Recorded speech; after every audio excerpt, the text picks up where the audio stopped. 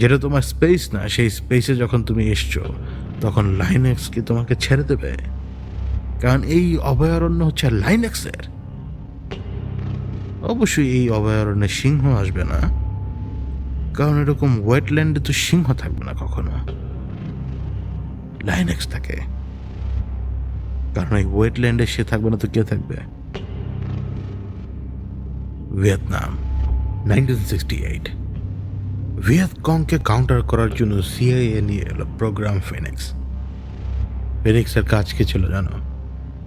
একটা group of people, তারা সন্ধান করত, তারা ইনফরমেশন বের করত, কিছুটা ব্ল্যাক ম্যাজিক, কিছুটা স্পিরিচুয়ালিটি, এই সমস্ত কিছু মিলিয়ে ওরা খুঁজে বের করার চেষ্টা করতো ভিয়েতকংদের, যারা দক্ষিণ অংশে লুকিয়ে থাকতো, যারা মূলত উত্তরের হয়ে দক্ষিণ অংশে গেরিলা ওয়ারফেয়ারটা চালু রাখত।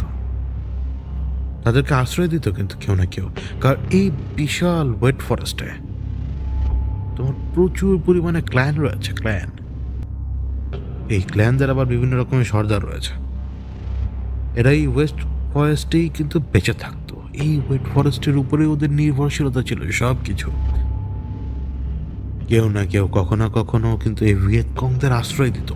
সারাদিন এই ওয়েট ফরেস্টে যদি পানি পড়ে না কেন, সারাদিন এই ওয়েট ফরেস্টের কোনো না কোনো অংশে ওরা লুকিয়ে থাকতো। কিন্তু কতক্ষণ তুমি লুকিয়ে থাকবে? তোমার তো কিছুটা হলেও তো খাবারের প্রয়োজন, সাপ্লাইয়ের প্রয়োজন, তাই না?